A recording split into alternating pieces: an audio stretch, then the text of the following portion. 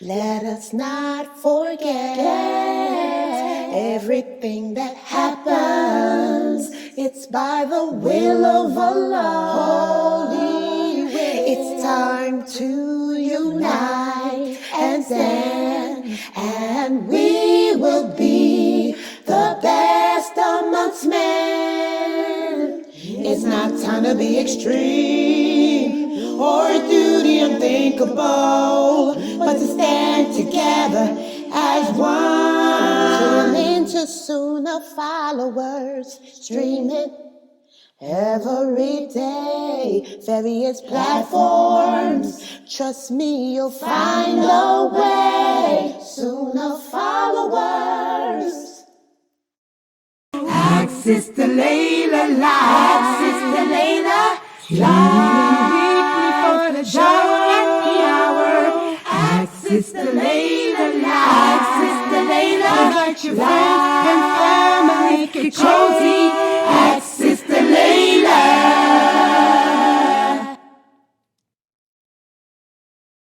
Oh, okay, I'm here. Inna alhamdulillah, wa salat, wa salamullah, wa rasulullah. I want to welcome everybody to the Ask Sister Laila live show. And alhamdulillah, this is where you can come in once a week. And, well, we do it every day of the week. But this is what the class that is, sorry, I said class. It's not even a class. This is the session here at the Sunnahfollowers program that is devoted to nothing but questions and answers. And as you guys can see, I'm Sister Laila Nasheeba. And if you want to join the Zoom room, to ask your questions about Islam, feel free to do so. And just to remind everybody, there are several different ways that you can get your questions across to me. Okay, you can type them here on the screen. If you guys are joining from, if you're joining on YouTube, Facebook, Twitter, DLive, Twitch, whatever you type, I can see. I can see whatever questions you ask.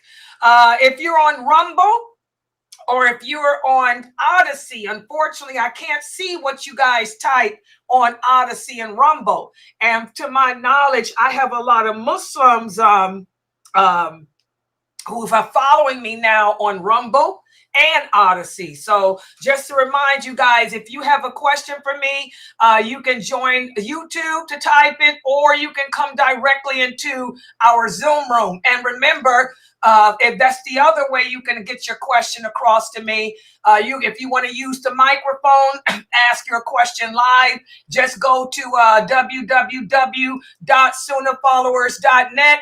There it is right there. And you can ask your question live to me, or you can also ask questions by calling us on the phone number. There's our phone number, 862-370-2838. You can call that number, inshallah, and get your questions asked. Or you can join us on WhatsApp, our WhatsApp group. And by the way, somebody keep an eye. Who is this on WhatsApp? Did y'all see this? Keep some. Oh, okay, I see. That's y'all's past conversation. Okay, let me delete it for myself so I don't get confused. Yes, and you can also type your questions on the WhatsApp app, and make sure that somebody keeps an eye on that app in case there is a question on there. So, there's several different ways. And I put right there on the screen how to join the Zoom room, to use the mic. There's the phone number. That's also the number to put for a WhatsApp group too. And like I said, just type it. And alhamdulillah, if there's a question that I cannot answer, don't fret. I do have Sheikh Morsi on standby to help if in case I need him. And also remember, we have Dr. Jamali, who's around somewhere probably listening. He always keeps his eyes on his website. And we also have Sheikh Saud too. So I might can even ask him if there's a need for it. But Sheikh Morsi will be my go-to person, as you all know. So any questions, just don't be afraid to ask them. Just type them. They can be about any topic that you like. You know, any question that you like, just go ahead and put it there. So, and you can start typing them now, as a matter of fact. And I do have a question here that I'm reading now. It's one of the kids again, one of the college students again. Is that where this one's from? Another college student. Okay, I got a couple of questions here from a couple of college students. Subhanallah. Yeah. So yeah, you guys got your eyes on Instagram too for me? Okay, good. And also don't forget we're streaming on Instagram too. I have the sisters watching on Instagram too. So don't, you know, you got a lot of different ways to type your questions. I'm just trying to share. Y'all know that I'm not a phone person. Y'all know that. Don't nobody call me anyway unless they got a problem. And then when I try to, when I try to share, this is what happens. Hold on for a second. This sister wants me to send her the link to YouTube. Okay, I copied the link and I'm gonna post it to you on what app? Okay, y'all know I ain't good at this, and I always send it to the wrong person too. Watch. Is this how you do it?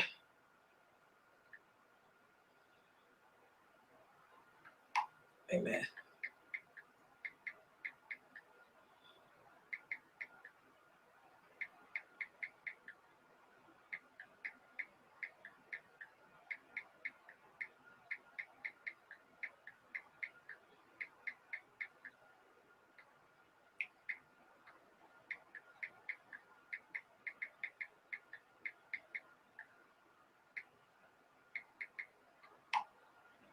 Okay, okay. I think I did. All right, so like I said, any questions that you guys have, just go ahead and just type them on the screen. Don't be afraid of what the question is. I'll try to answer to the best of my ability. And like we always do here at Sunnahfollowers, all of our answers are based on the Quran and the Sunnah. I am not going to give you a scholarly view. I am not going to give you a mathab answer. I'm going to answer with what Allah says or the Prophet. Sallallahu Alaihi Wasallam, and if something is unclear or we need more details, I'm going to tell you what the companions had to say about it. That's how I roll here at Sunnahfollowers. But let me address this question here that someone sent me. As you guys know from my 6 o'clock class, you know, we have a big fitna going on here in America. It's always something. You know, it's, you know, the universities are protesting against what's happening overseas in Gaza, which is a good thing. It's always good, you know, for the enemies of Allah to see that they don't have support from their own people. So that's the good thing, that the universities here in the West are wakening up. Excuse me, my allergies. And they're able to see how destructive, how unjust, and how oppressive America and its constituents are. But the bad thing is the Muslims partaking in that. Okay, as I talked about earlier today, and I gave an example of what has happened to 2 of my female students who took it upon themselves to get involved in protesting, and they ended up in a bad place known as prison. Oh yeah, they ended up in a bad place known as prison. They're kicked out of college. Oh, yeah. And their father is probably sending them back to Congo. That's where they need to go. So that's why we need to let the non-Muslims handle this business of protesting. And you stay your behind at home, especially you women. But that's another story. But anyway, I have a question here from another student, and this is a brother. He texted me just now. Let me read it again. My mind is all over the place today because of my two little students. All right. We got a record now. Okay.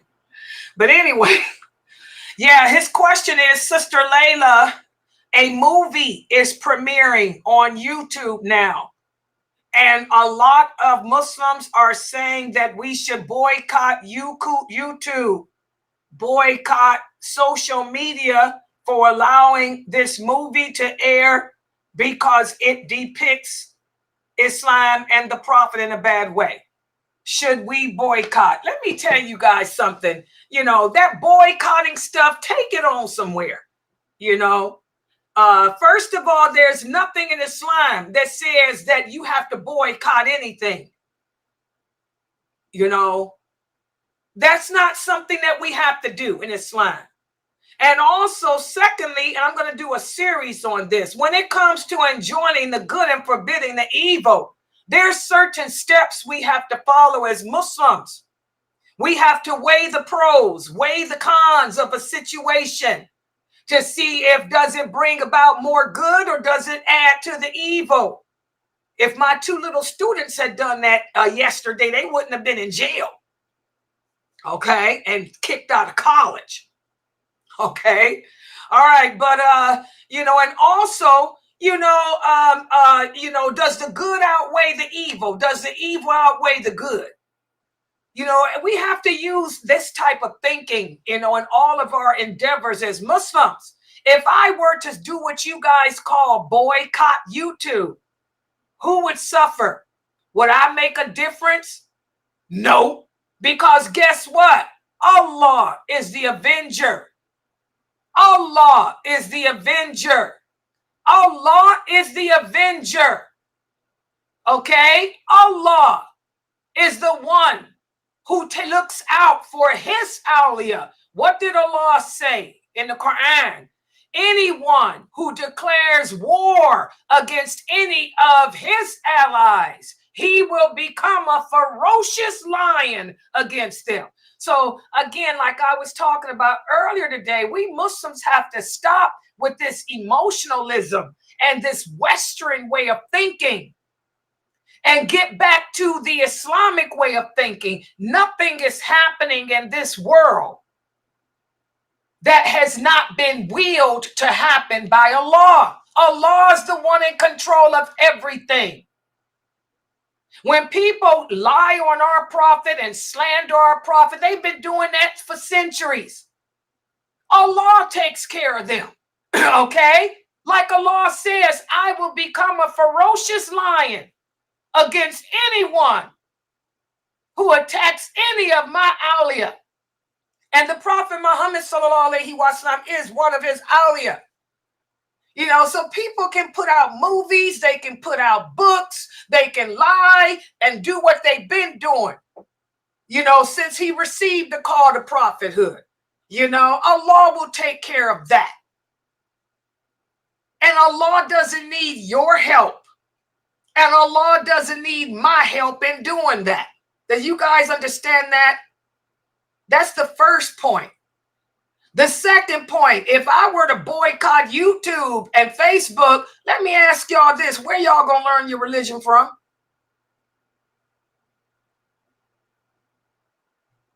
What I'm teaching you ain't gonna get from the masjid, that's for sure. Most of you don't even go to the mosque. Okay? If I boycotted YouTube and Facebook, only person I'm hurting is you. I would be stopping the Muslims from learning their religion and its truthfulness based on Quran and Sunnah. So the good in me using YouTube and Facebook and social media outweighs any bad. Any bad. Plus Allah is in control. Allah will take care of anyone who attacks any of his allies. So we Muslims have to trust in Allah. We have to get back to the basics of understanding again that Allah is in control, not you, not me. And Allah don't need your help or my help. The best thing that you need to do is start making dua, like we talked about at 6 o'clock. We need to make dua. You need to start asking Allah, to give the weak Muslims here on this planet, because that's most of us, the ability to accept his decree and handle our trials with dignity, humility, and balance. Okay, let Allah take care of that. And I want you lastly to remember, I want y'all to remember that hadith that I keep reminding everyone of. What's the source of it? Sahih Muslim. The Prophet sallallahu alaihi wasallam said that Allah said, the destruction of your nation will never come from its enemies. I repeat, the destruction of your nation will never come from its enemies. Allah said he will never allow, listen to this hadith, Allah will never allow the enemies of Islam to overpower us or destroy us, no matter how it may be their desire. Instead, our destruction will come from ourselves. We will lie, kill, oppress, and destroy each other. So I'm not worried about no movie on YouTube about the Prophet Muhammad, sallallahu alaihi wasallam. Them people don't know nothing about him. They're ignorant. And I'm not worried about nothing they do to Islam, because Allah has promised that this nation will never be overpowered and destroyed by its enemies. You guys have to believe in Allah. That's the problem. We say we believe in Allah, but we don't. Look at how we're emotional. Look at how we're acting. You young kids, you young people are so emotionally distraught. You're worried about a stupid movie? You're worried about a book? You better worry about the oppressors from within. You better worry about the oppressors and destroyers from amongst within. And let Allah take care of this other stuff. Trust in Allah. Allah is the protector. Allah is the orchestrator, the organizer, the creator. He is the puppeteer. He's running this baby. And he don't need your help. All right? So that's my response to that. But you always weigh the good and bad. Why would I hurt the people? I'm giving you the one thing that you need, which is belief in Allah to get through your trials. Why would I stop teaching? That's what Shaitan wants us to do. Over a simple movie? Who cares? Let them make the movies they want to make about Islam, about the Prophet. Who cares? Allah has guaranteed us that our destruction will never come from our enemies. Y'all have to believe in that. They don't have the ability to destroy us. No matter how much they want, they can lie, slander. Who cares? They don't have that power. The power is with Allah. The question is, do you Muslims believe that? And Allah knows best. Hope I answered that. Okay, next question.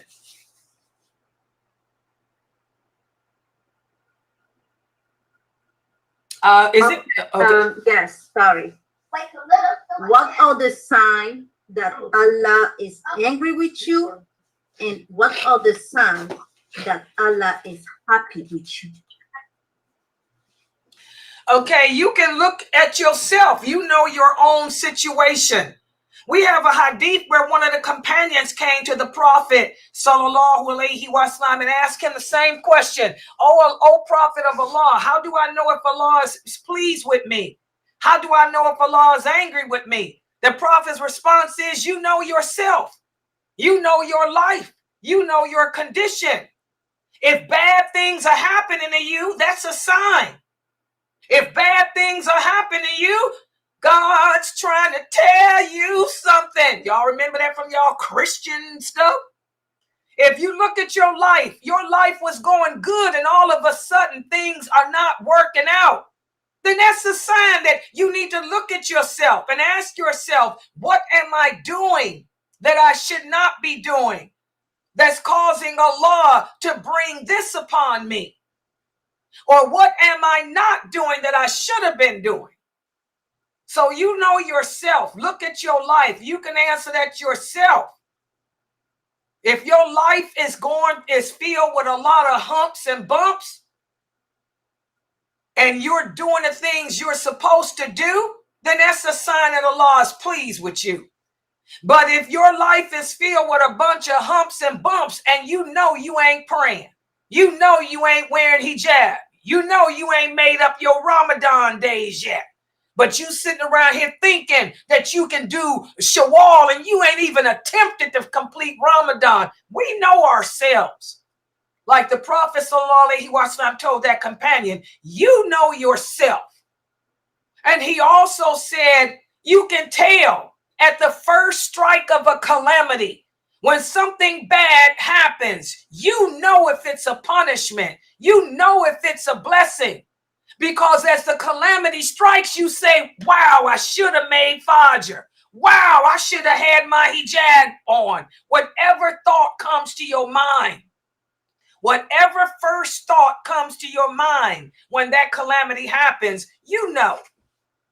So you know yourself, Sister Muslima. Everybody knows himself. I know when Allah is happy with me, and I know when he's angry with me. When things are going good, alhamdulillah. When everything's going crazy, then I say, uh-oh, let me evaluate. What am I doing that I shouldn't do? I shouldn't have done that. That's why I tell you guys, do self-evaluation. The Prophet Muhammad ﷺ said, hold yourself accountable. Every night before you go to bed, hold yourself accountable. How? By asking yourself, look at what you've done over the whole day. Did I do it the way Allah legislated? Did I do it for his sake? Did I not do what Allah told me to do? Hold yourself accountable every day, and you can answer that question yourself, Muslima. You know how your life is. So the question is easy to answer, but only you can answer it. I know Allah is pleased with me right now. He wasn't pleased with me a couple of weeks ago. Oh, Allah was angry at Laila a couple of weeks ago when I was in here freaking out. He was angry, and I know why. But I took care of it. I cleaned it up. So now Allah's back pleased with me. You know. All right, next question. Yeah, I think it's all of us for that. As Muslims, how should we go about in standing for justice in Palestine or any injustice situation? Okay, that's the question I've been answering all day from you young college kids. How should you stand? You stand the way Allah said stand.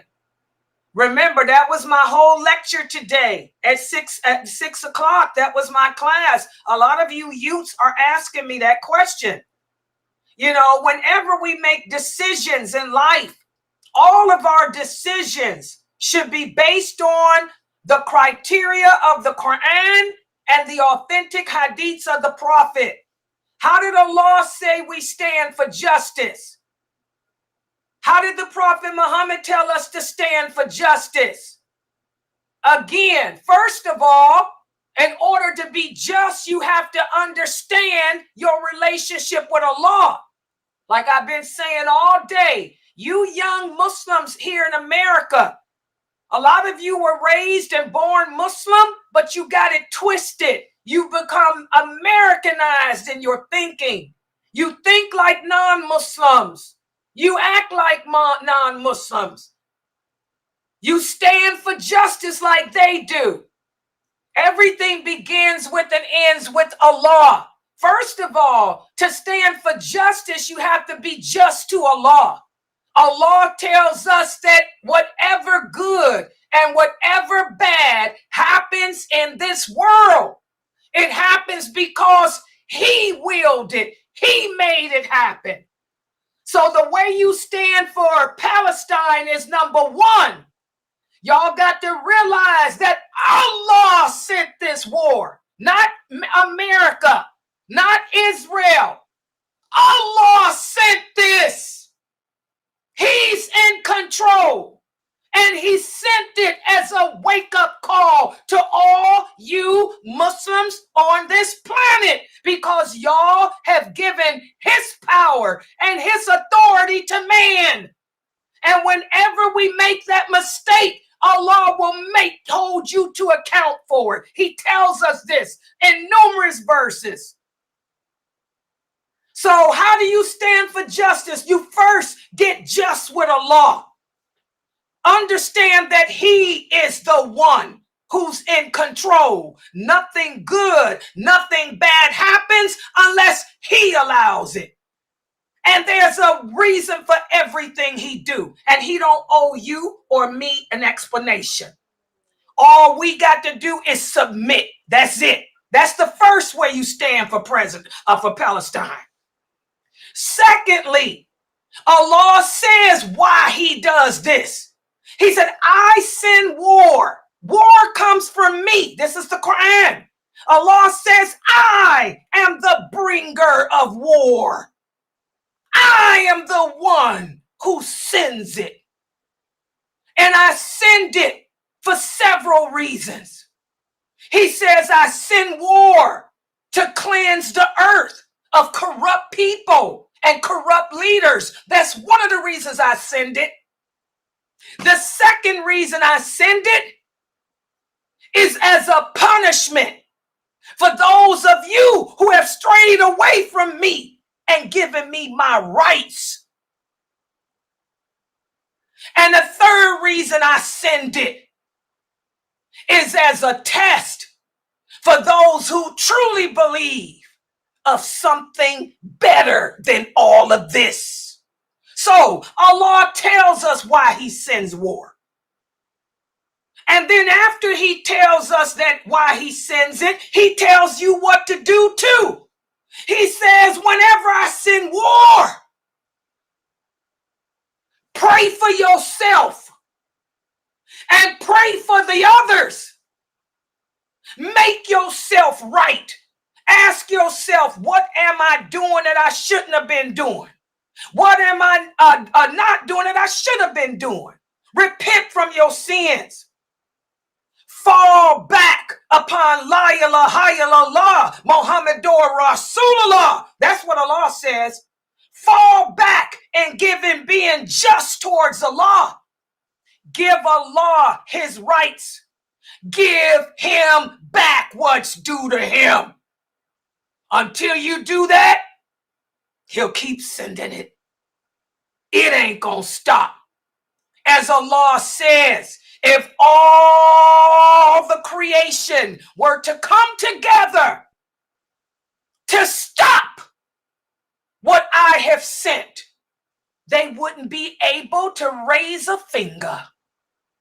So that's the first way you stand for justice for Palestine. By first of all, giving justice back to Allah. Understanding that he is the one who willed this. And then look at yourself.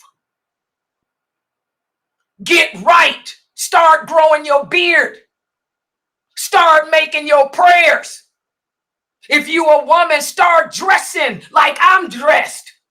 Stop trying to be Nicki Minaj and Cardi B. Stop trying to mix hip-hop culture with Islam. Get to the masjid, you brothers, and get out of the streets. Pray at the mosque. Stop praying in Times Square. Giving charity.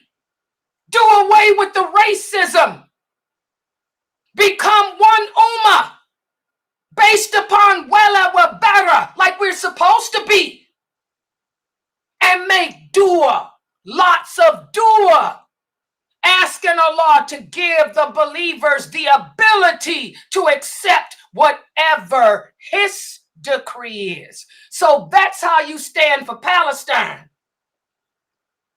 That's how you stand for any injustice.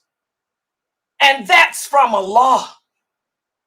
So, until you people do it the way Allah said do it, like he said, you can't do nothing to stop him. Y'all understand that? That's the truth. And I don't hear these other dayas speaking this way. I'm the only one speaking this way. Why is it? Why is it I don't hear none of these other? All I hear is all this sympathy and pity. As Muslims, we don't sympathize and feel sorry for anybody. We empathize. Islam is against sympathy. Sympathy causes you to transgress. Why is it that 2 of my students were imprisoned yesterday, females, kicked out of school, charged with some serious charges because they were sympathizing for Palestine when they should have been empathizing?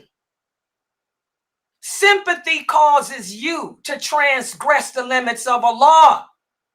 Sympathy causes you to show bias and favoritism. Sympathy comes from shaitan.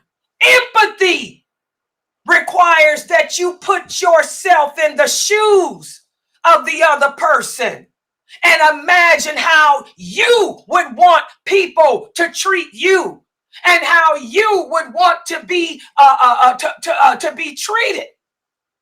You Muslims today got to stop being sympathetic and weak and start working on being strong and empathetic.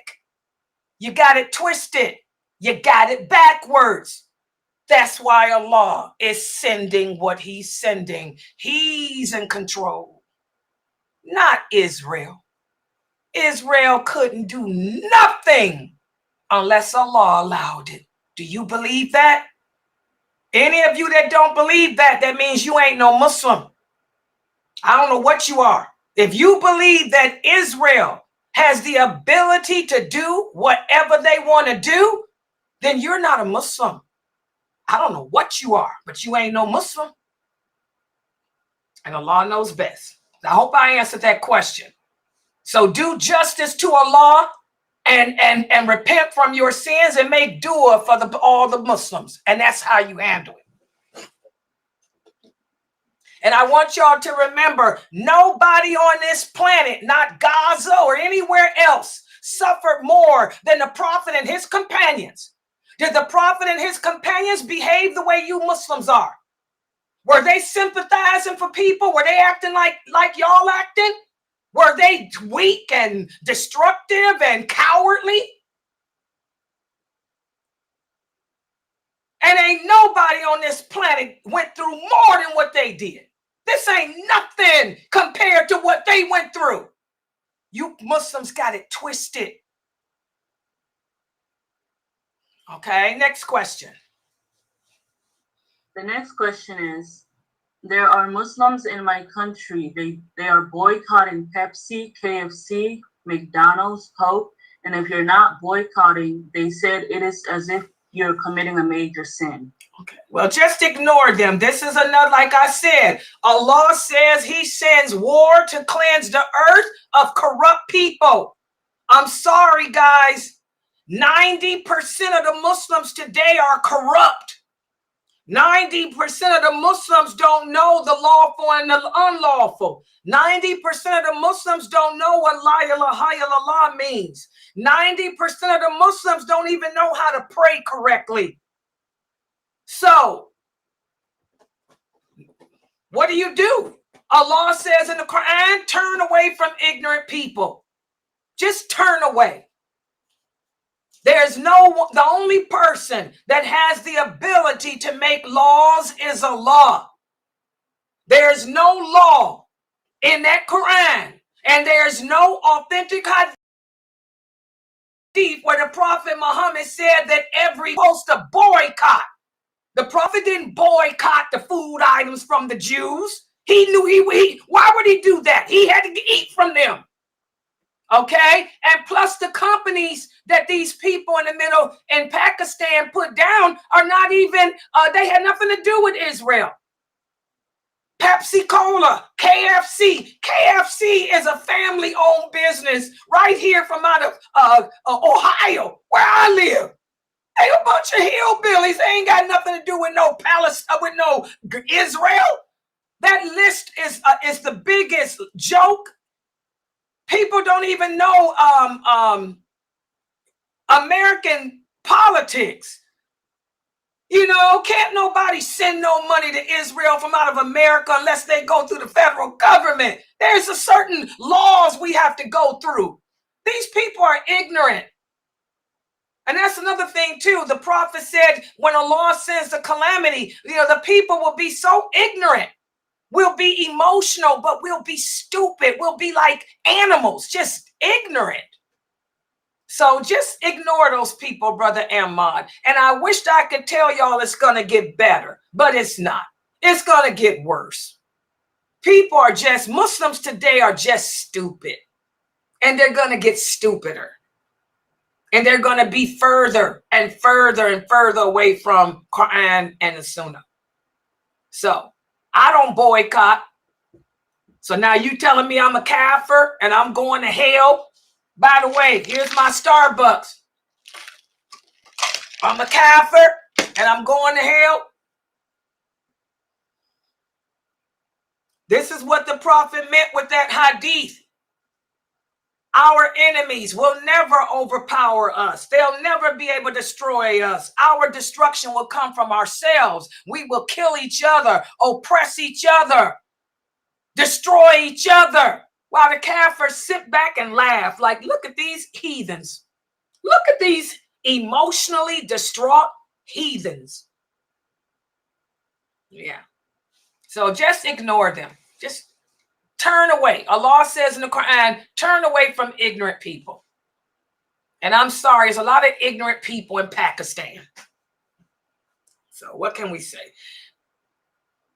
Yeah. Next question.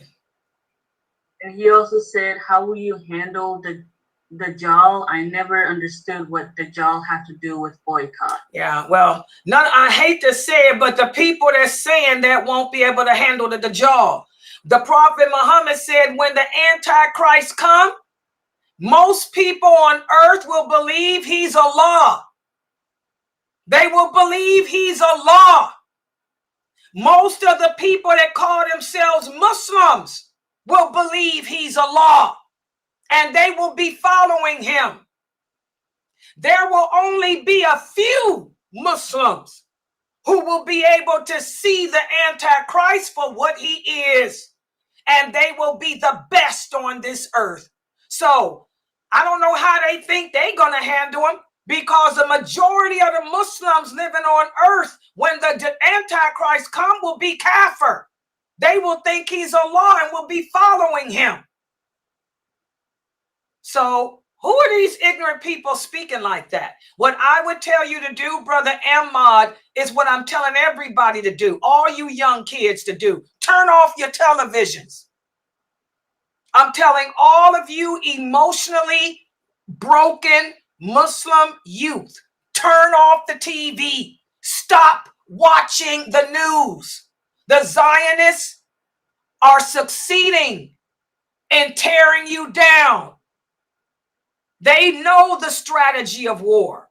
Destroy from within, divide, conquer. And while they got your attention on Gaza, they have been genociding Africa since the 2000s, because Africa has the other resources that the world needs. All the minerals, all the gas comes from Africa.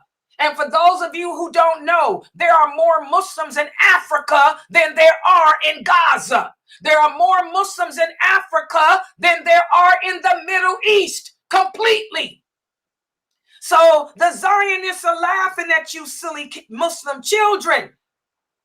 They got your focus on Gaza, and they are bulldozing and killing and raping and genociding those African countries like crazy. And they've been doing it. And they know they can get away with it because we're tribal. We're racist. We don't care about them because they're black. We think Islam is about being an Arab. We think that the only way you can get to paradise is if you speak Arabic. We believe that unless you're an Arab, you have no chances at paradise. We become corrupt and stupid like that. Okay?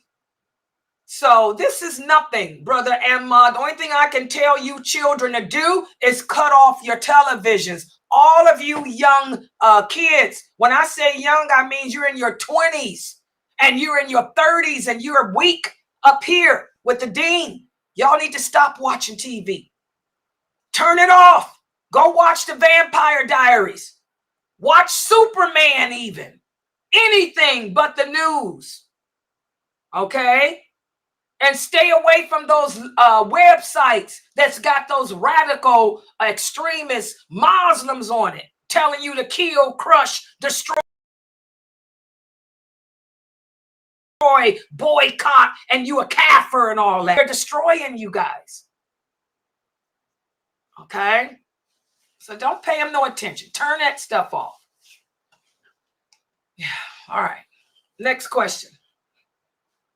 And I understand what the Prophet said, that our destruction comes from us. This is so true. I live in a Muslim country. I see how Muslims are just calling other Muslims, you are going to hell. Yeah. So just, and this is not going to get any, cut that off, somebody. Okay. This is not going to get no better. This is all the beginning of the end, guys. It's just going to get worse, unfortunately. So just, if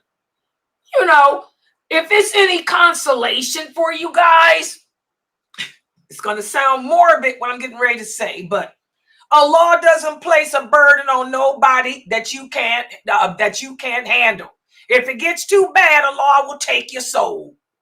So keep it moving. That's all I can tell y'all. Allah ain't going to put nothing on you that you can't handle. If you can't handle what's going on in the world, Allah will just kill you himself, take your soul. Keep it moving.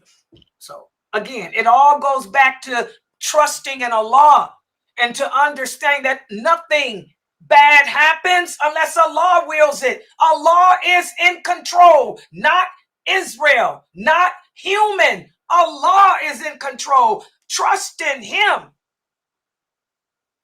Okay. All right. Next question. The next question is it best to walk locally because the people are more familiar with the individuals within the local community? What does that have to do with Islam? I don't understand that. What type of question is that?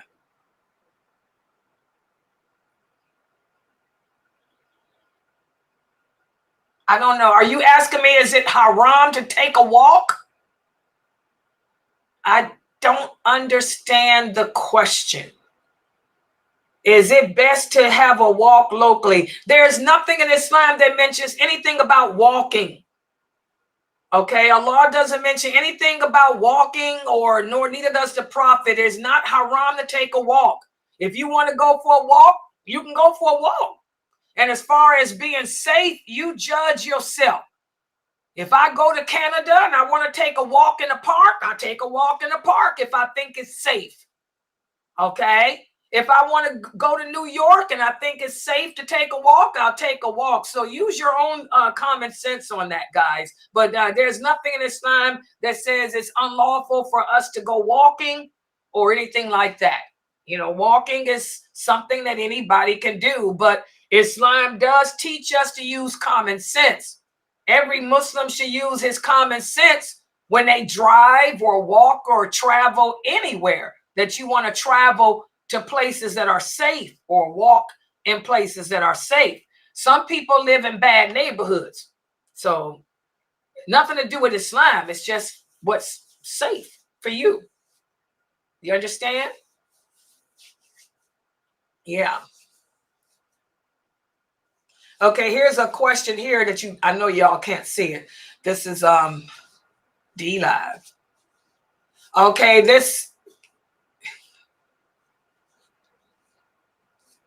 Okay, this is a person that's typing. He said, Sister Laila, I get scared watching TV. Yeah, so don't watch it anymore. Yeah, turn it off. War is not a pretty thing, guys. War is not a pretty thing. You know, if it's traumatizing you guys like this, y'all need to stop watching the news, man. Turn it off. Yeah. Yes, cut the TV off. Don't watch that stuff. But I want all of you to remember that Allah is in charge. When you understand that, that'll give you the strength to handle anything. Allah is in charge, not man. And he's not putting a burden on anyone that they can't bear. If you can't bear it, he ain't going to give it to you. If it's too bad for you to bear, he'll take your life. He'll take you out. That's just how it is. Okay? But stop watching television. All these college kids, man. Let the Kafirs do the protesting. Let the Kafirs protest. They listen to their own people. They don't listen to you and me. They'll throw you in jail like they did the whole Muslim Students Association of my 2 students. They threw all them in jail and kicked them out of college. But they listen to their own people. Okay? All right. Any other questions? Go ahead. I have a question. Yes. Oh, go ahead. Does your jinn look just like you? No, the jinn don't look like us. The jinn are a different creation. The Prophet sallallahu alaihi wasallam told us in an authentic hadith, you know, that the shaitan has 2 horns. He has horns. So we can take from that the jinn have horns. Also, in another hadith, the Prophet sallallahu alaihi wasallam said, the jinn do not comb their hair. They let their hair grow and not up. That's why dreadlocks are haram. The Prophet sallallahu alaihi wasallam said, the jinn, they don't comb their hair. They let their hair grow and knot and twist up. And it looks like snakes. That's dreadlocks. You know, the Prophet sallallahu alaihi wasallam also said the jinn are ugly in appearance. Some of them have wings and can fly. They're stronger than us physically too. They're much stronger than us too. So no, they don't look like us. And they were created from smokeless fire, whereas we were created from clay. So they don't look like us. I believe that your jinn is whatever gender you are. If you're a female, I believe that the jinn assigned to you is female. If you are a male, I believe that the jinn assigned to you is male. Okay. Are you going to ask that question to Sheikh Ali about the gender? No, I don't have to ask him because I already know. No. I'm the expert with the jinn. I worked 36 years with him. So, no, I don't have to ask him about them because I'm the expert. Sheikh Morsi would tell you Layla's the expert with the jinn because I had to work with the jinn for 36 years. I think I know more about them than Sheikh Morsi do because I had to deal with him. He never had to deal with him, alhamdulillah. Yeah. But I'm pretty sure that from my experiences with the jinn, they are the same sex as you. And it makes sense. Why would Allah assign a man to a woman anyway? And why would Allah assign a woman to a man? Islam forbids. Let me give you my dalil too. Islam forbids imitation.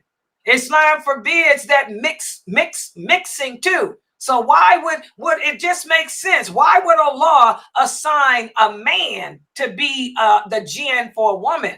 Men don't think like women. Men don't feel like women. Your personal jinn hoovers around in your heart and he looks for your weaknesses. A woman knows the weaknesses of a woman better than a man does. So based on that too, I would say that the gender of the jinn is the gender of the person, because a man doesn't know how a woman ticks like a woman don't know how a man do. And then in my personal experiences, every person I know that I've dealt with them that were possessed, their jinns were female if they were female. If it was a male possessed, his jinn was male. Because I'd ask them. They tell you. If a person's possessed, their jinn will tell you. And I've had many of them tell me, why would I be a woman?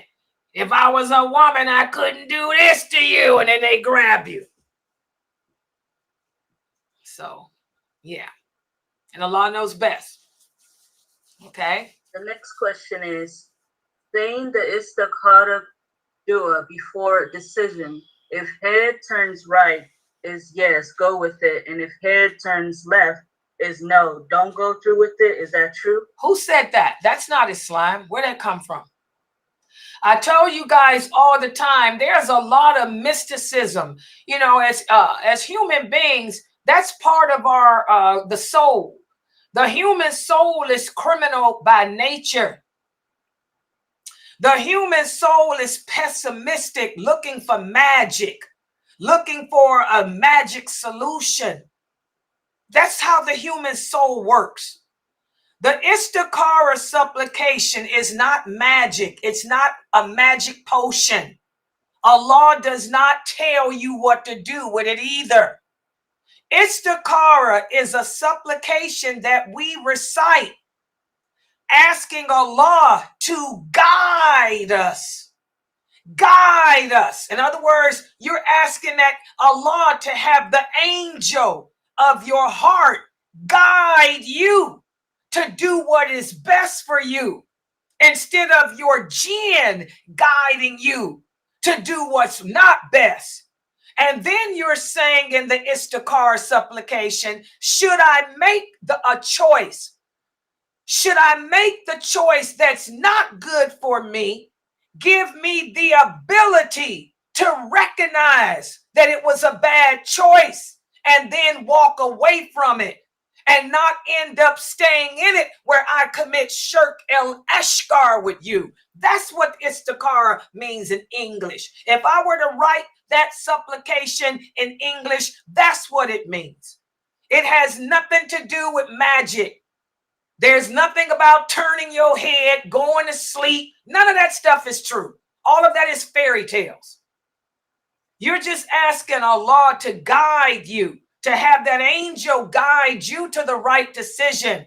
You listen to the angel of the heart and not the jinn. And if you don't make the right decision, let me realize it and be able to let it go, to walk away from it. In other words, if I got married and I realized the marriage was not good for me, give me the ability to be able to divorce and walk away from it instead of stay in it and be unhappy and complain against the qadr of Allah.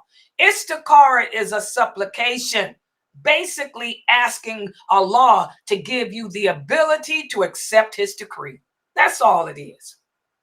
Anything about dreams and about looking, whatever you said, that is garbage. That's Sufism. That's not Islam. That's mysticism. We don't believe in that. Remember, as human beings, we make our own choices. Allah doesn't make the choice for you. He just knows what it's going to be.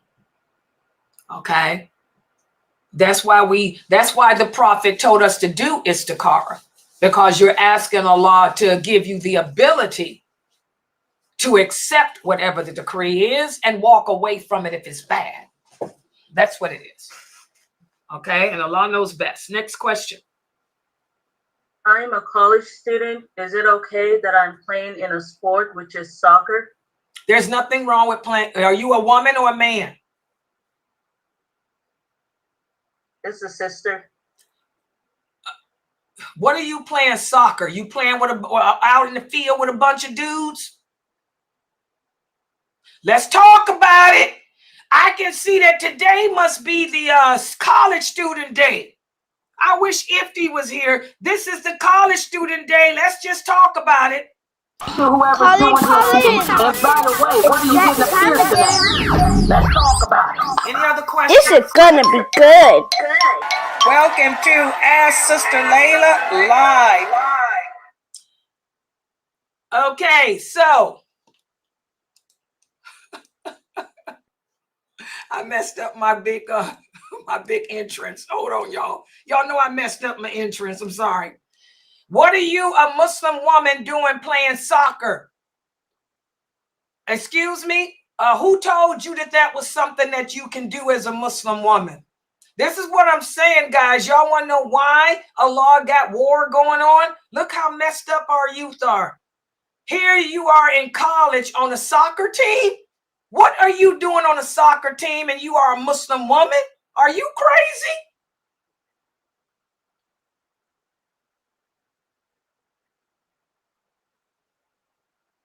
Are you in a Muslim school or are you at one of these Kafir universities here in America? You a soccer woman, huh? You got the Nicki Minaj look going on? What's going on?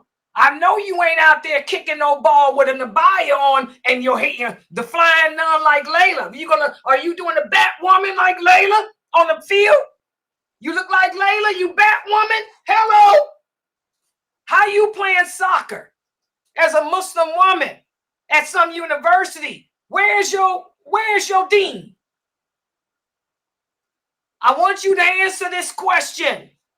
If the Prophet Muhammad sallallahu alaihi wasallam were living today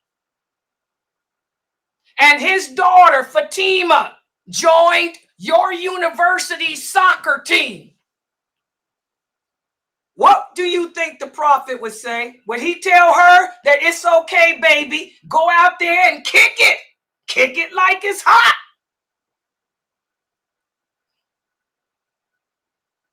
What are you doing on a soccer team? Do you have a hijab on your head? What answer she got? Ask her if she wear hijab.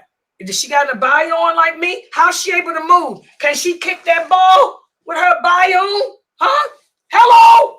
What's up? No comment? Y'all see the state of the nation today. That's the state of our nation. Soccer player. You better find a career for yourself other than soccer playing, sister. You better go home, become a nurse, go to school and get a nursing degree so you can do something that doesn't compromise your deen and you can work from home. Okay? All right, next question. The next question is, can Muslims join a non-Muslim military? Y'all see, these are the questions from the youth today. Oh, Lordy. Do you see how twisted a nation we have become? On one hand, we have wrapped the flag of Gaza around our bodies, and we're protesting and marching, declaring, stop the war, stop the genocide. Oh, Israel, y'all got too much power. Oh, Israel, please let my people go. Let my people go. We doing that on one hand. Then on the other hand, we going downtown signing up to join the Zionist army so we can go and take puck shots at the Gazans. Whoa, how twisted are we? Do y'all see how twisted we are as a nation? Now do y'all see why Allah has sent this war? Now do y'all see why it ain't going away? Instead, this is the beginning of what's going to lead to the end. This is going to be the war against Islam eventually. It's leading up to that. We know we're protesting on one hand and taking puck shots on the other. Boy, are we twisted. How can you join a non-Muslim army when the non-Muslims are fighting against you? Does that even make sense? Does it make sense? No Muslim should join any non-Muslim army, because this is the beginning of what's going to lead to the end. The signing of those United Nations to declare war on Islam. So no, you can't join no non-Muslim military. No, common sense. Whew, we're twisted. Soccer playing, non-Muslim military. One extreme to the next. No balance. We're not we have no balance. We're either extreme right, extreme left, no balance. No, you cannot join no non-Muslim army, especially not in this day and age when everybody is fighting against the Muslims. Subhanallah. Allah knows best. The next question is, can a Muslim woman participate in a marathon in her city? Oh God, here we go. The war in Gaza, and we want to do marathons in our city. You want to run with the men. What type of clothing you got on? Are you doing the back dive like Laila? Are you wearing an abaya that covers you where your shape don't show? Do you have on a khimar that covers your bosom? Because Allah declares that all believing women should draw their veils over their bosom. Can you tell me what kind of marathon is a Muslim woman going to be able to participate in if she's dressed the way Allah said dress? Why would a Muslim woman even want to participate in such a thing?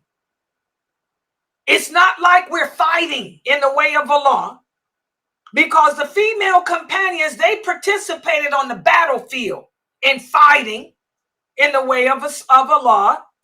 The Muslim women used to train together too, but they trained with each other. You're talking about running in a marathon that has nothing to do with struggling in the way of Allah. You're butt to butt with men and other women. You ain't dressed the way Allah commanded you to dress. So now, what do you think? Can you participate in a marathon now that I've answered your question? Do you think you can participate in a marathon as a Muslim woman? If you want to run, sister, run around your house. Okay? But no, you cannot participate in your city's marathon. And Allah knows best. How would you be able to? You can't run dressed in an abaya. Not like that. Yeah. Next question. I have a question. Yes, go ahead. I play soccer. You play soccer? But isn't that Corday? Aren't you a boy? Was that Corday? Yes, it was. Yeah, Corday, you can play soccer. You're a boy. What about if I get into real soccer? Can I play? Yes, you can play as long as long as you wear those shorts that come down to your knee. But a Muslim woman can't dress that way. A Muslim woman can't be on display. Unless a Muslim woman is fighting on the battlefield for the sake of Allah, she can't put herself on display like that. Don't you sisters understand that?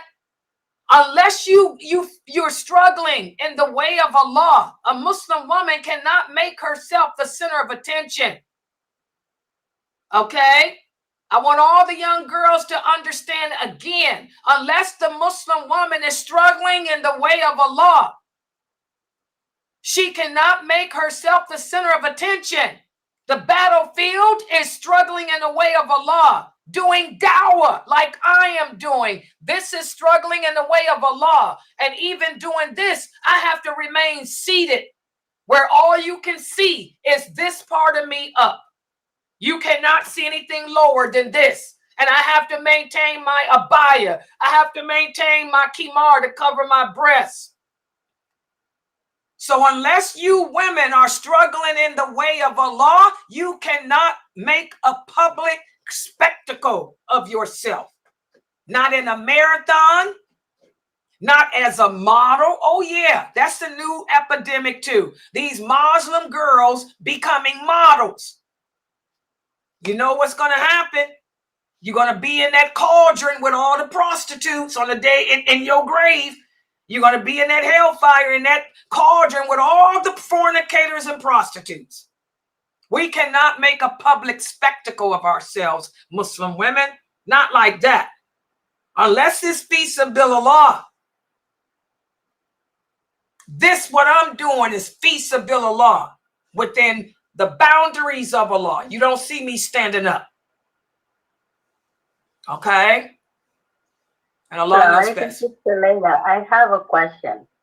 Okay. So if I understand well what you're saying, so like, for example, if I post a picture on my Facebook, that's a public display on myself also. So it's not something I'm supposed to be doing. No, I'm not talking about pictures. I said making a public spectacle. Spectacle means the people see me publicly. I'm in the public interacting with people unnecessarily. You know, unless you're doing fi sabilillah, a Muslim woman cannot make a public spectacle of herself. The female companions, they were on the battlefield publicly, but that was fi sabilillah. They were in the masjids publicly, fi sabilillah. Aisha, Salam and them were scholars, daya, fi sabilillah from behind their screen. I am fi sabilillah behind my screen here up. That ain't got nothing to do with pictures. Is a different topic. Okay, Jazakallah khair. You understand? I don't want y'all reading into stuff. Y'all got to stop that. That's another reason why Allah is sending war. Because we try to take the hadiths and what they really mean and try to make them apply to what we want them to apply to. That's not how Allah speaks. It has to, if I was talking about pictures, that's different. And even with pictures, there's certain guidelines. But that's a different topic. Okay? Okay. Yeah, I just wanted to make sure I understand. Yeah, thank you. Public spectacle. Look up the meaning of spectacle and public.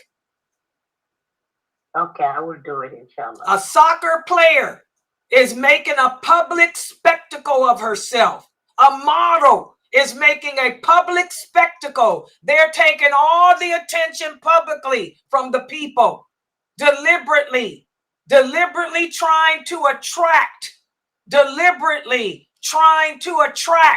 the attention of the people. That's something different. And even with the pictures, there's exceptions. For example, me, I'm a daya. As Sheikh Morsi said, to make me go, because y'all know I wasn't using video all these years. Every student has a right to know who they learning from. That's y'all right. Y'all have a right to know who I am. Y'all have a right to know how I look. So I have to post pictures of me. But even then, y'all see how I am? Like Aisha would be. Here up. Y'all will never see a picture of Layla standing from head to toe, showing y'all that baby got back. All right? Even with the pictures, there's a certain dignity we have to maintain. Pictures are different. People have a right to know who they're dealing with. Pictures are how we identify ourselves today. So there's nothing wrong with that. But even with that, it should be like this. Just like I'm doing. All right, everybody got that? But let's stick with the topic. We're talking about women playing soccer. We're talking about women being models. We're talking about women running in a marathon. We ain't talking about a photo. All right, and this is some serious stuff. The photo ain't serious, but this is. Y'all got it? Okay, next question. Go ahead. Yeah, I'm surprised at you sisters. Go ahead. Keep it coming. The sister wants to know, what is a Muslim military?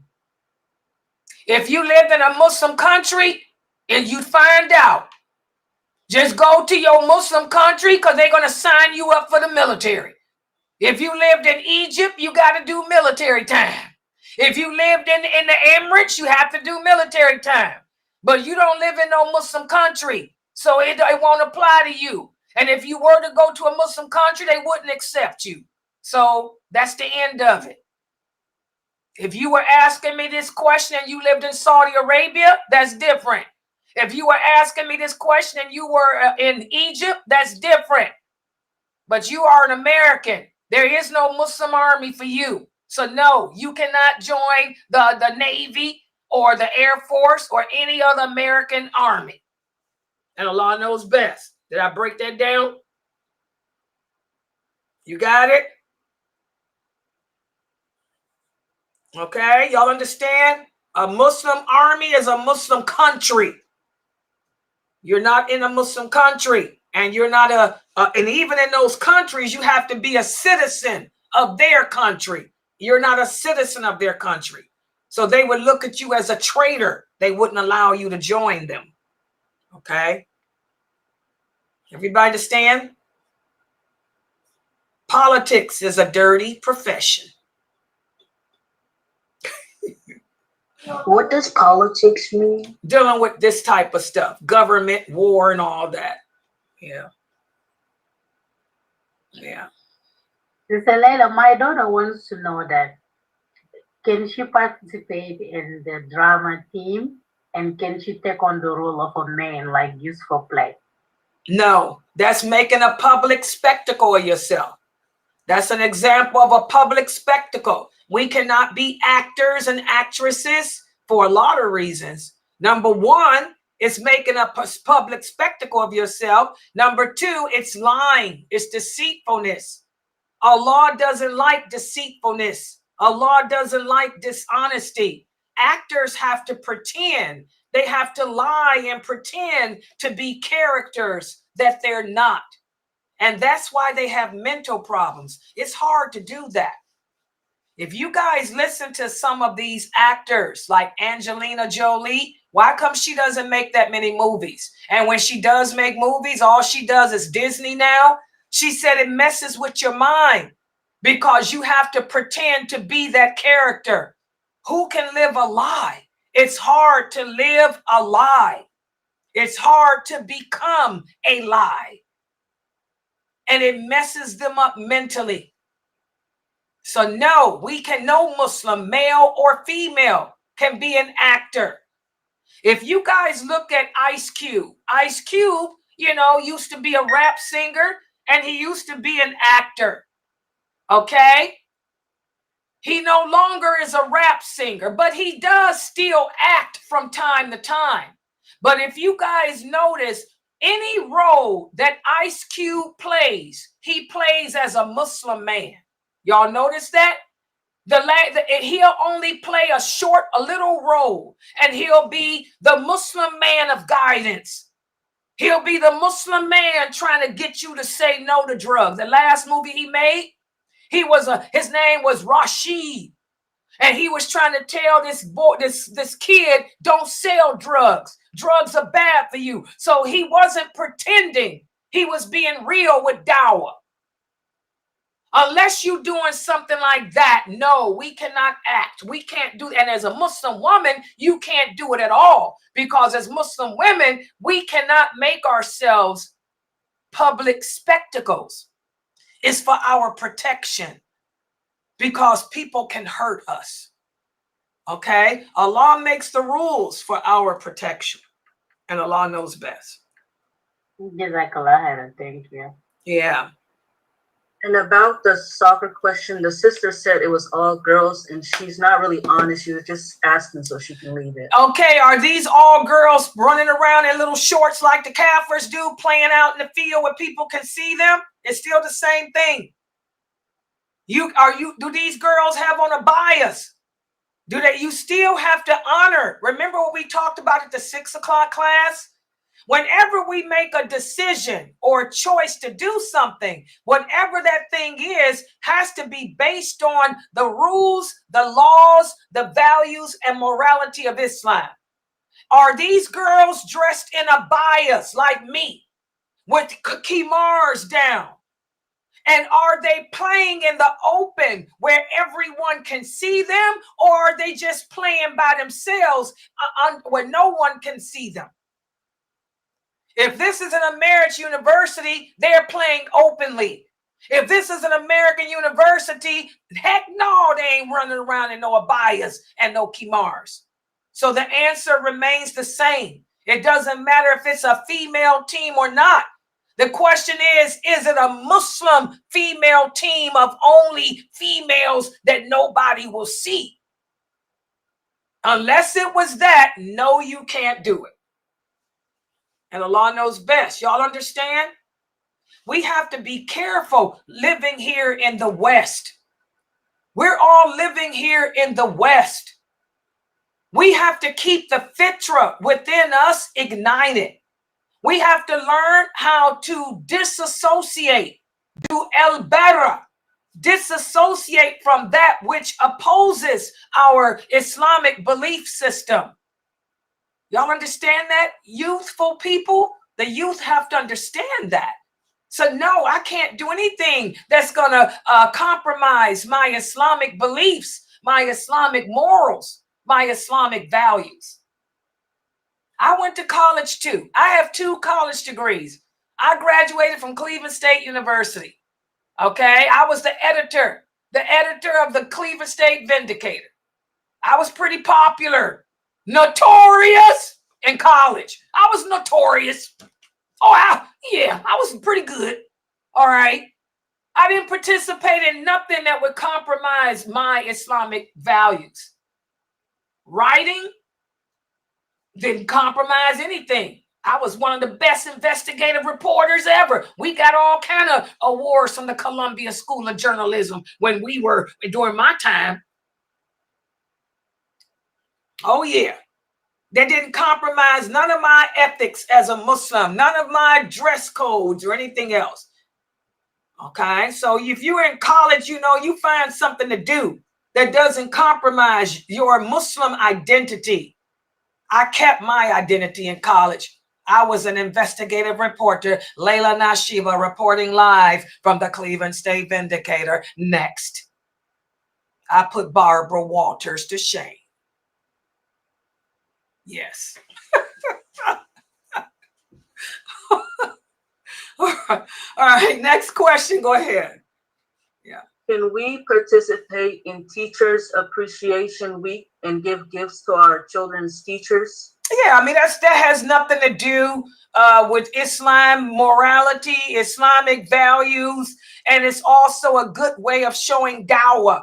This is a good way of giving dawah to let the teachers know that you appreciate, you know, the work they're doing with your child. You know, there's nothing wrong with that. And plus, there's nothing wrong with giving gifts. The Prophet Muhammad, sallallahu alaihi wasallam, used to give gifts to the kafirs. You know, it's a good way of dawah. Nothing wrong with that. It ain't about, you're not celebrating, no worshiping, nothing. It's not contradicting on any morals or values. It's just showing appreciation for this kafir working with your child, because that kafir could be doing some bad things to your child that'll keep that kafir from doing that, inshallah. So nothing's wrong with that. And Allah knows best. And by the way, get your kids in Muslim schools. I don't recommend any of you guys have your children in kafir schools. I want everybody here to check out safausa.org. That's the homeschool program of Sheikh Kareem Abu Zaid. It's international. It doesn't matter where you live in America. You can put your kids in safausa.org, and it's not expensive. That way your children get a good secular education, and they also learn wal bara. Okay? Yeah. So try to get your kids in Safa USA. Get them homeschooled. Get them away from them kafirs. And Allah knows best.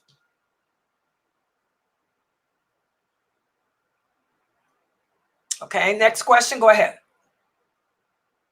The next question is, if my coworker is having a baby and the job wants to host a baby shower for her that is held at work, can I participate and give my coworker a gift?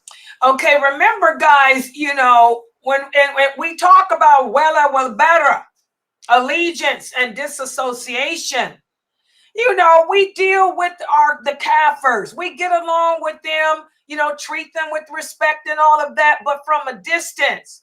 When we go to work, we punch in that time clock. Okay, we got to work together. I got your back on the job. You got my back. But once it's time to punch out, we do the job. We go our separate ways. You know, we don't want to get too intimate. As Allah says in the Quran, do not take them as intimate friends because they'll never accept you. Okay, so instead, you know, I wouldn't participate in the baby shower, but I would get her a gift and give it to her. That's what I would do. I worked for 36 years, and my coworkers they had all kind of babies. You know, what they Kafirs do. You know, I never went to none of their showers, but I always sent them a gift. Here's a gift. You know I can't make it, but girlfriend, here, this is for the baby. And keep it moving. So I wouldn't participate in sitting with them, but I would give them a gift and keep it moving. That's good dawah. Good dawah, inshallah. Inshallah. Yeah.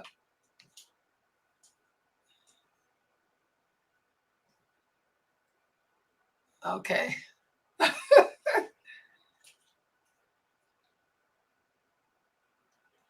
Oh, Sister Halima, I'm just now. Sister Halima, what you doing in some soccer? Girl, you better keep your Bantu self away from it. Halima, you better not have your Bantu self on no soccer field with them cheekbones and stuff. And I mean literally. I just realized what I said. Cheeks. You better keep your cheeks off the soccer field, Halima.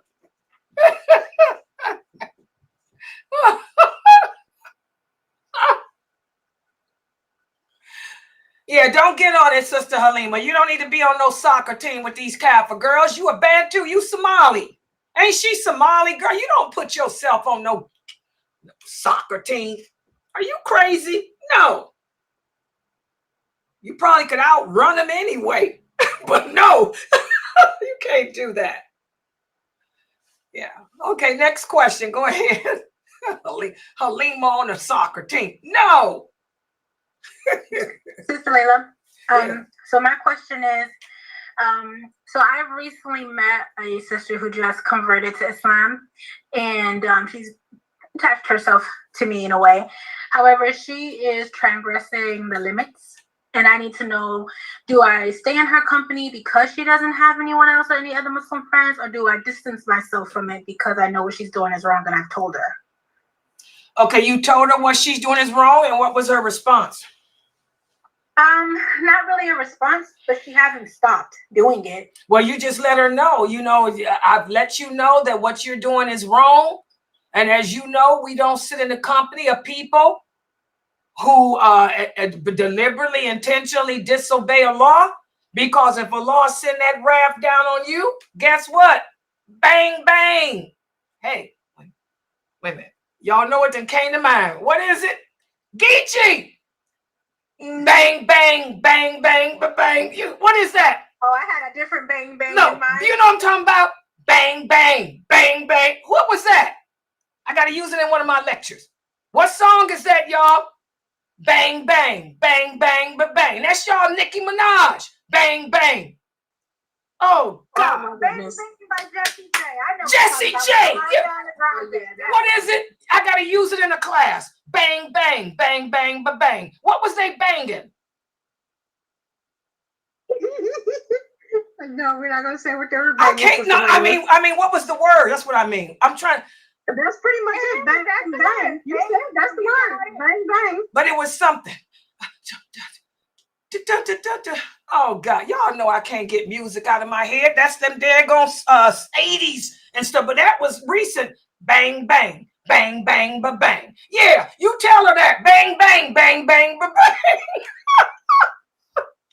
Yeah, we don't sit. If you don't warrant her and she's still continuing to indulge in the sinful action, then you tell her that until she gives it up, you're going to have to distance yourself. You just tell her. That's what I was thinking, but I also didn't know just because she's only been Muslim a couple weeks. Where'd you meet her at? The masjid. Does the masjid have a committee of women? Most masjids got a committee that handle new shahadas. Not really, but kind of. It's just not what it could be, you know. Well, you just tell her. Her two boys, so she really has no family or no one else. Well, that's what I'm saying. You can deal with her on the phone instead of hanging out with her. I don't know what the sin is, but you can deal with her other ways than being in her company.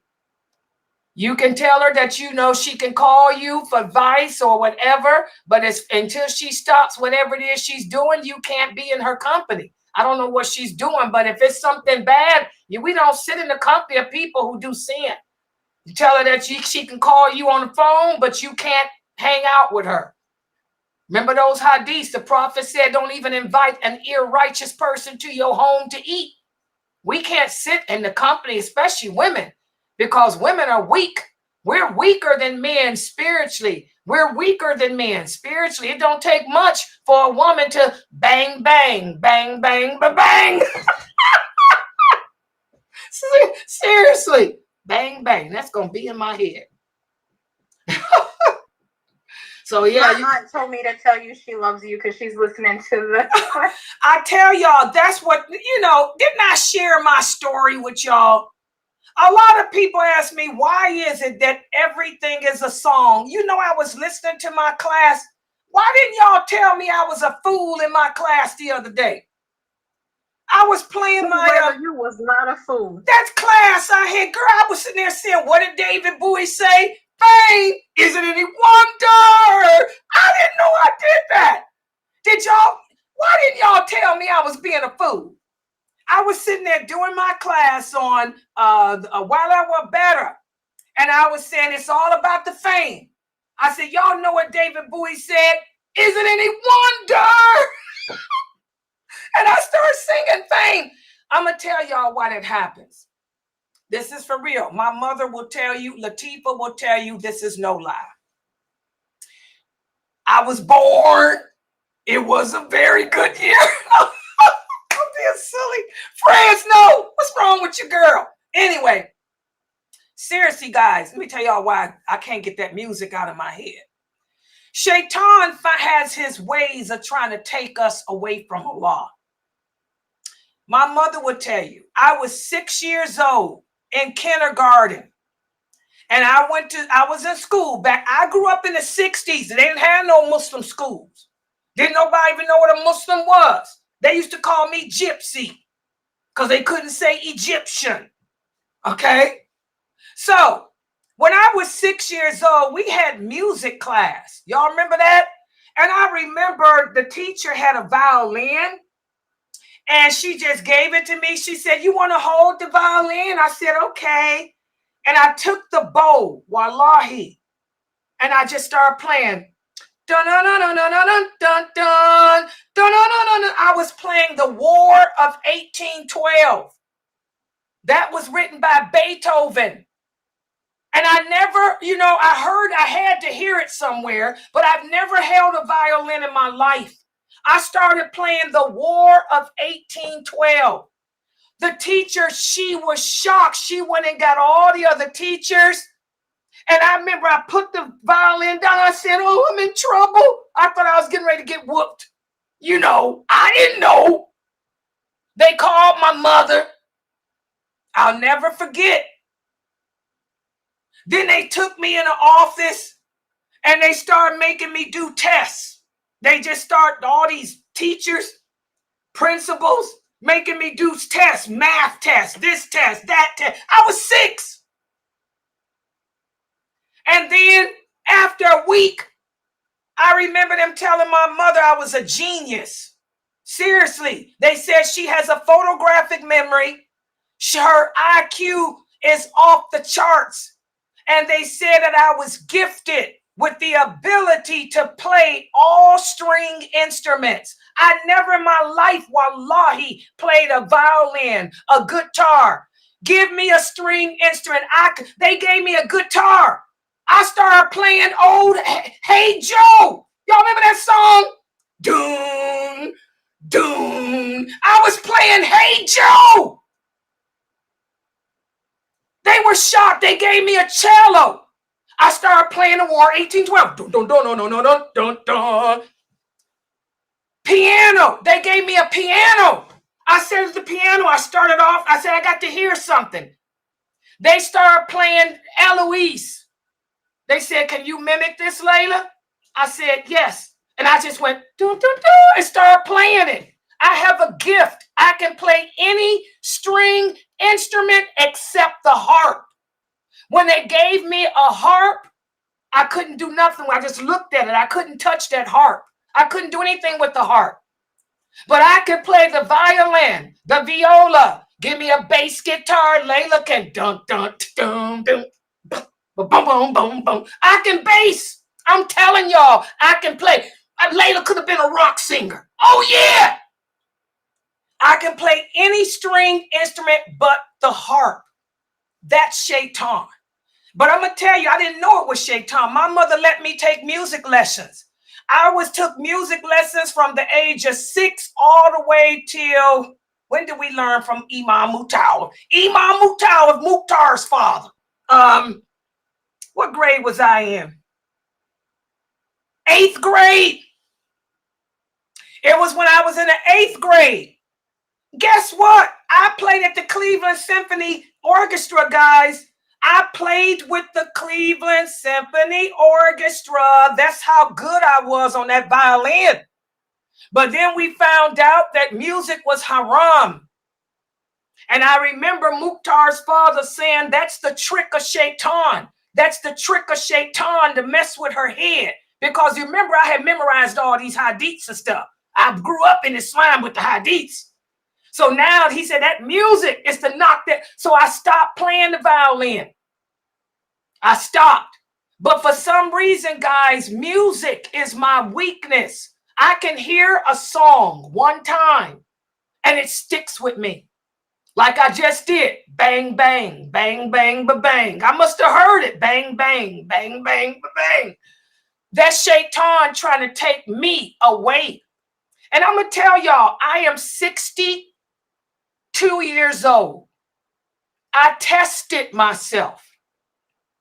Right before Ramadan, I was with Jayla, my bad granddaughter. I said, I'm going to test and see if I got that musical ability. We went into a toy store. Y'all know those toy guitars? I picked it up. Dun, dun, I started playing. Dun, dun, dun, dun, dun. Boom, boom, boom, boom. I was hitting it. And Jayla said, Mom, you can play bass. I said, that gift is still there. I'm telling y'all, it's shaitan. That music. So that's why that happens to me, guys. When I'm teaching y'all and I get really into my lecture, I get real passionate, and I'll start, singing some old song. It's just, that's something. Then I found out later when I went to college and started working for the government, I found out too that that's my part of the brain. That part of the brain got different parts of it when I had to learn how to deal with mental illnesses, because I work for the Department of Developmental Disabilities. That's how I dealt with Jin all these years. But I learned that different parts of the brain, the part of the brain that's artistic, that's me. Music, instruments, writing. I'm an author. I can write. I can sing, all of that part of my brain, but I can't do math. I can't do math, guys. I'm a genius, but I cannot do math. I can't add. I can't subtract. They said that part of my brain, for some reason, it doesn't work. But all the other part of my brain do. So that's why I'm always with that music, guys. I can't, it's just, I've been that way all my life. Latifah will tell you, when I was young, I was making songs. Boom, boom, boom, boom. I was bad. My first marriage.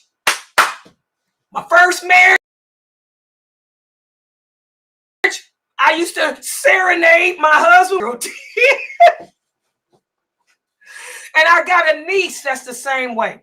One of my nieces that lives in Emirates, she's the same way. She's gifted with the music just like I am.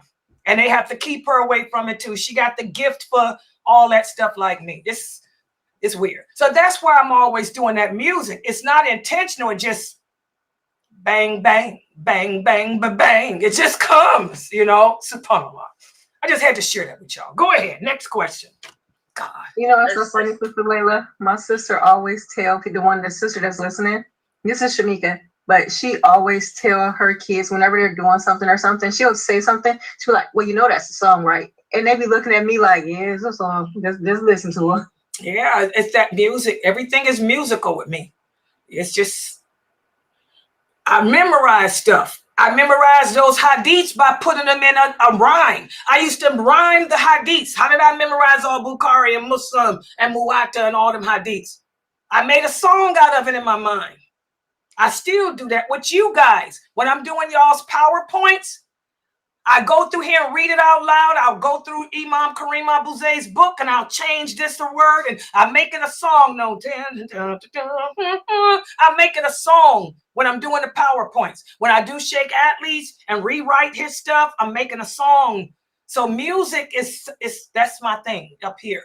That's how I do stuff. I mean, that's just that part of the brain. It's weird. But give me a guitar. I can play the drums too. But give me a piano, a guitar, a cello. Layla gon' blow, blow, blow, boom. I shocked Jayla. I wish y'all could have seen Jayla when I was in that toy store. Dun, dun, dun, bum, bum, bum, bum, bum. She's like, and everybody was looking. She said, Mom, Grandma, look at you. Dun, dun, dun, dun. I was good. I still got it. It just won't go away. And I never took any lessons on how to play the guitar or none of that stuff. It's just, I just know how to do it. It's just weird.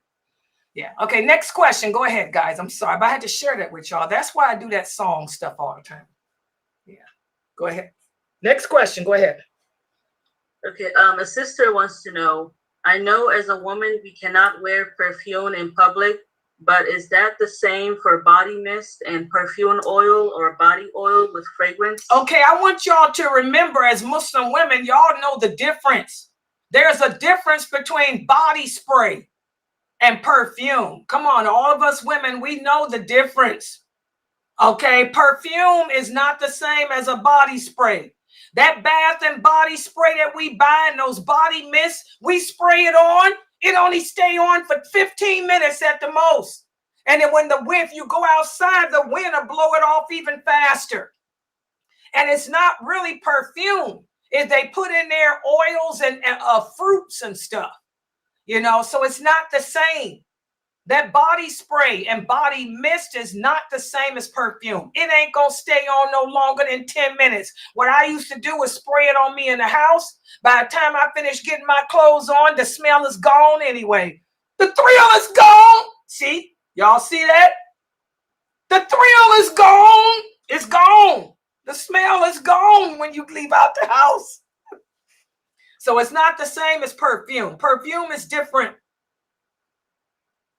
And with that body spray, the person can't even smell it on you unless they up in your face anyway. And you shouldn't have nobody up in your face because that's not perfume. It's just what it says, a mist. And a mist does not last but a few seconds or minutes. It don't stay on long at all. You can Google it. They'll tell you how long that stuff stays on. They'll tell you it don't stay on but 15 minutes, 10 minutes, 5 minutes. So by the time you leave the house, it's gone. But they put other stuff in there, emollients and stuff to soften your skin. Why do women wear body spray? It softens our skin and it prevents anti-aging. Look at Layla's face, no wrinkles. That's the face mist. It prevents anti-aging. It's anti-aging. They got other stuff in that stuff. Okay, next question. My sister is about to get married, but the man's only income is from a small family business. Does he meet the qualification of providing and maintaining her? It depends on her. I don't know, because again, you know, everybody, the law says that when a woman marries, the man should be able to provide for her according to how she's accustomed. But she could be a woman like Laila Nasheeba. I don't need nobody's money. I got my own money. I don't need you for that. I need you to champion me. I'm looking for a soldier. I ain't looking for no provider. I'm looking for a soldier. Where they at? Where they at? See the songs?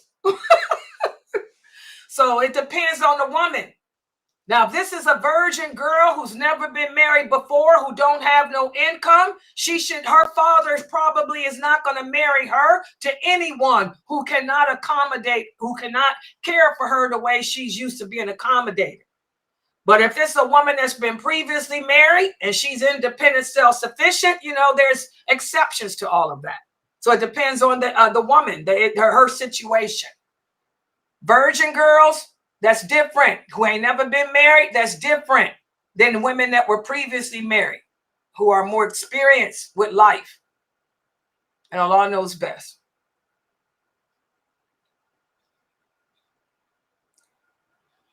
Yeah, any other questions?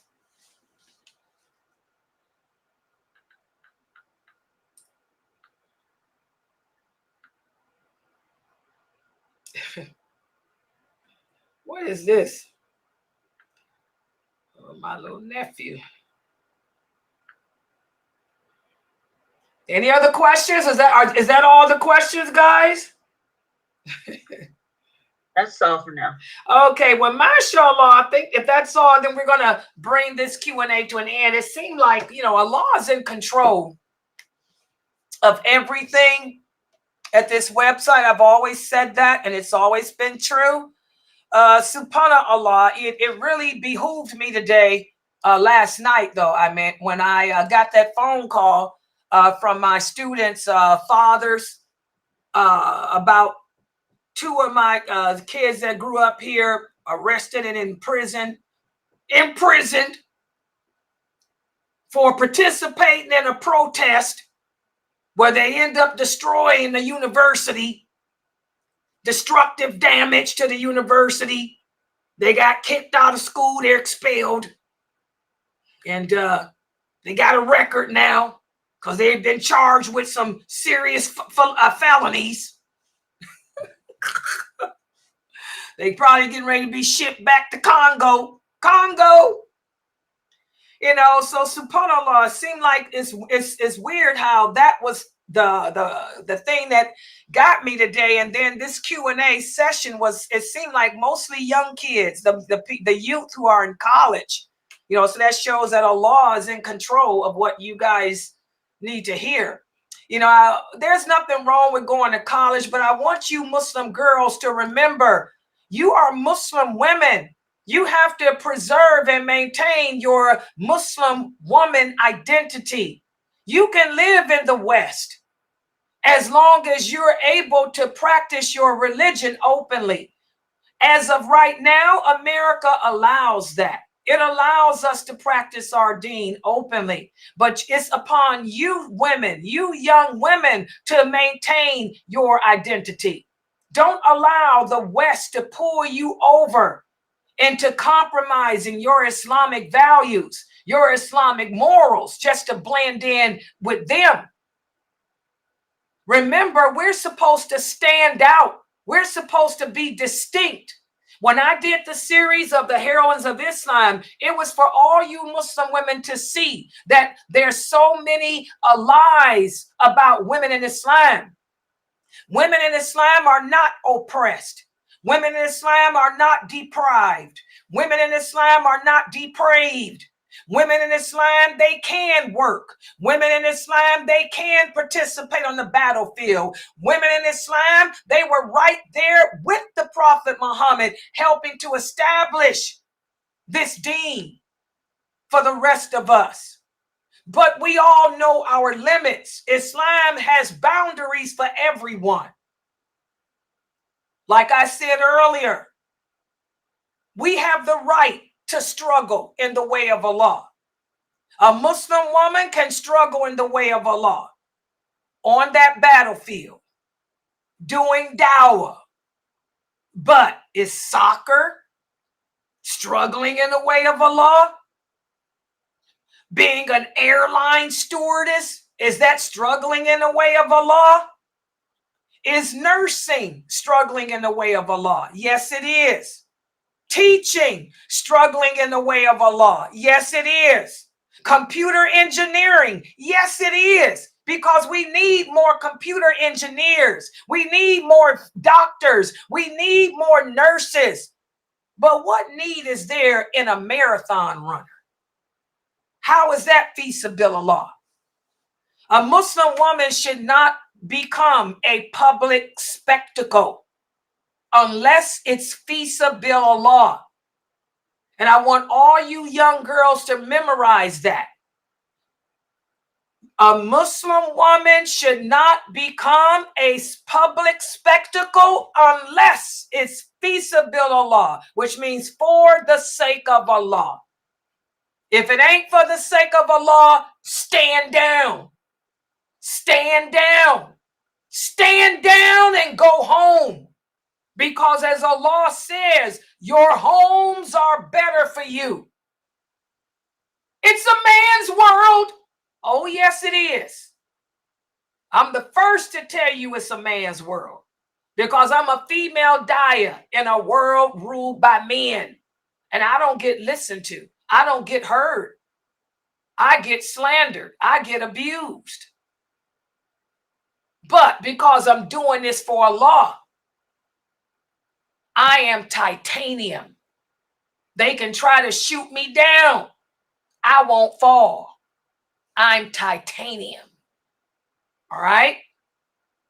All right. So this was a very good Q&A. I want to thank everybody for joining and participating. Let me also remind everybody, Dr. Ali's weekend classes and Sheikh Dramali's are gone. They finished that. So tomorrow we have my 6 o'clock class and my 9 o'clock class. Okay? Dr. Ali will be teaching 2 new classes, but he's going to let me know what days of the week and what times, and I'll let you guys know. Dr. Dramali will also let me know what his new class will be and its time too. But for now, tomorrow is just my 6 o'clock class and my 9 o'clock class. So I want to thank everybody for joining and participating. Inshallah, I'll see everybody tonight. Make dua for all the Muslims on earth.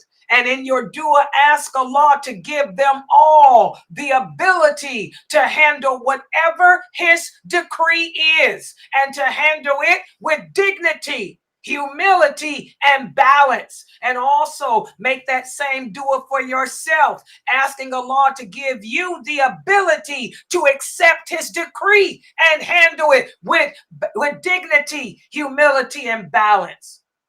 So inshallah, I'll see everybody tomorrow. Subhanakallahumma wa bihamdika, ashhadu an la ilaha illa anta, astaghfiruka wa atubu ilayk.